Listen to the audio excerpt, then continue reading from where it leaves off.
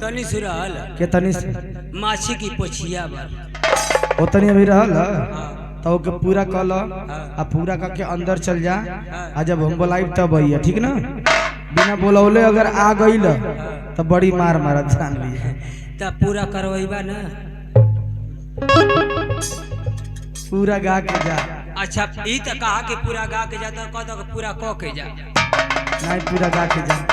अच्छा ई कहा हाँ पूरा गाला चला माचा अब हम बजवाई हाय है भैया हो आज हम ठीका ले ले ही आई लोग सोचत हो कि पूरा बजवा के जा आज जब कहब तब बजई हालो ठीक है ना भैया कहो भैया एगो बात कही ई बतावा कि ई पारी पारा बजे सकी के हला अरे भैया सुना ये जब पारी पारा बजे लोग ना हाँ। तो अके निक ना लगे ये चारों जाने मिल के हाँ एक के संगे बजे लोग एक के संगे हाँ ई चारों एक के संगे बजे एक के संगे बजे करना पारी पारा का न भेजत हवा ना पारी पारा ना निकली तो के ना अरे यार अकेला बजे तो हम बेहोश हो जाए अब करे बारे में तू सोचा लेकिन ये चारों जाने मिल के एक के संगे बजाना लोग। अच्छा ठीक हाँ चला भैया चारों एक के अला बजे हैं बोल मगर भैया हो ए मार साहब आज हम बजवाए जाते जैसे जैसे कहा वैसे वैसे बजावे के हमार मर्जी हो कि हम के तर बजवाई आप लोग के तर बजाए वो के बजवाओगे है हो हमारे सखिया देखा मेहरारू कैसे बजाओ थी बजाओ है कि अरे राजा कहिया ले आइबा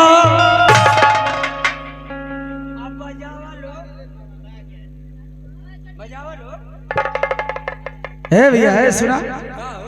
अरे यार जितनी गवला जितनी तू गनवा गवला उतनी बजवला हम लोग कहो तोरी बहन का गोड़ लागो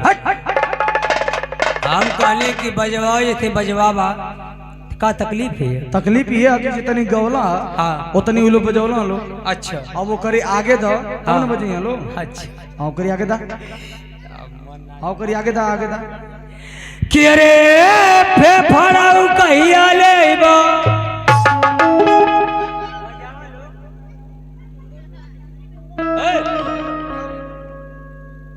बन कर तोरी बहन का नाच फाच कैसे बंद कर है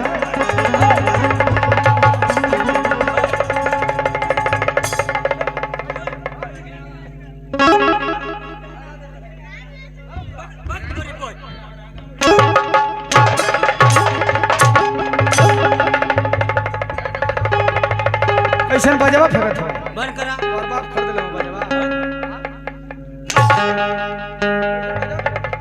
नाचना हो ना होई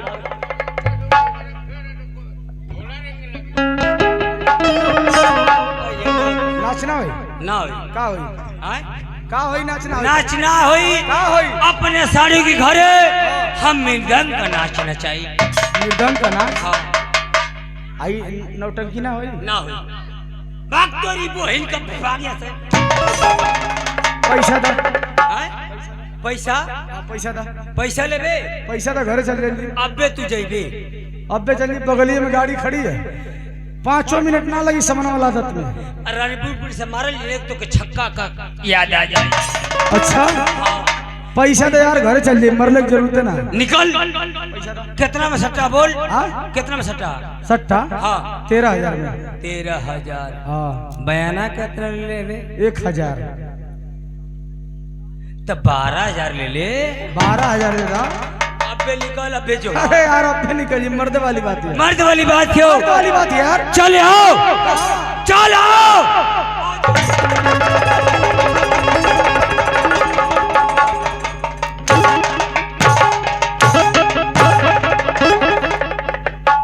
बोलाओ तो है जे पैसा दो पीछवा देबा तो पीछवा के देखा था कि हमन के नचा वाला पैसे पावत हो कि नहीं है जे जनता के सामने है जे आगे पैसा दो अबे ला दो अबे निकल जाए घरे पीछे ना लेबा पीछे लेबे ना करबा ना ये पैसा दा एक सोचलिए कि 100 का फुटकर दे दे ई साला 500 के चक्कर में पड़ गए 500 लेके आयल बा रास्ता में 50 रुपया ना निकलल पकौड़ी खाए खातिर 500 लेके आयल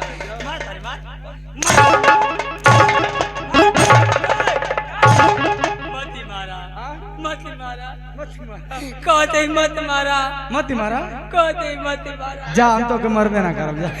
मरिया मत तुहार बहनोई है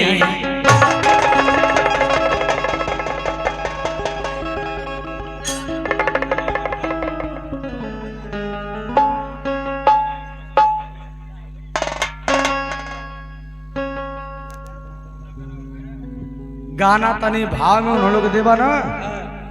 जो राजा करेजा करत हवा ओके तनी भाव बना के दा तुरंत हाँ भाव बना के देबा तुरंते बजावे लगी लोग अच्छा भाव दे और का है हो मारे ला भाव में ला भाई मार सा भाव में ला है कि हमार चढ़ाली जवानिया हे राजा कहिया ले अइबा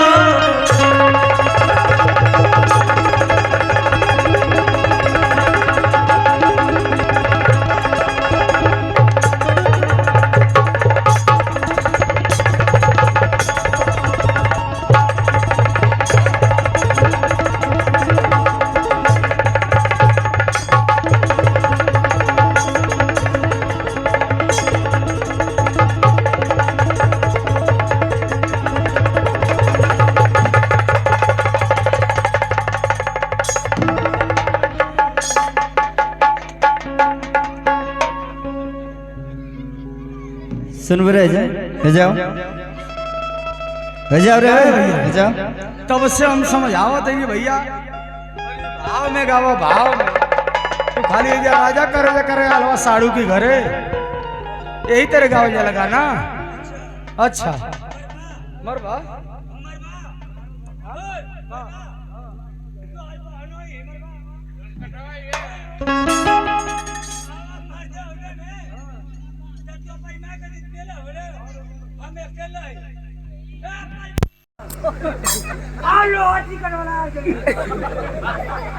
मजे में ना आ जाओ आओ चल बगीचा में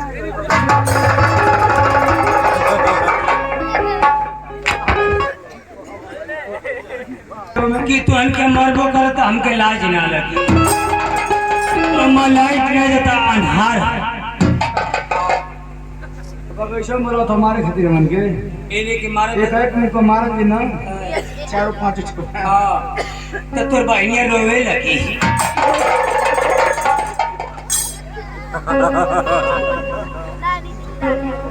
चलो थे भैया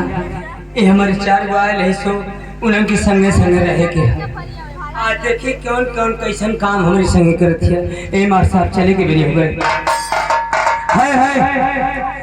अरे करे देवर के दुर्दर्रा करे देवर के दुर्दर्रा दिखाई गो भौजी अपने देवरा के का कहथिया हरे करे देवर के दुर्दर्रा हो करे देवर के दुर्दर्रा चटनी पटनी पर चुरावे करे देवर के दुर्दर्रा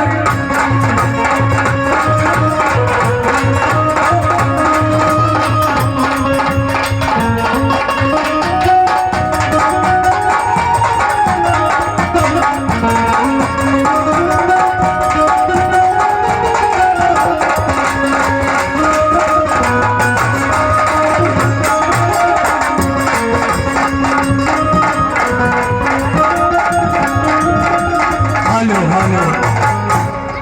आप लोग भी जिलाजो और मुस्कान आ रहे हैं इनकी कला को देखिए।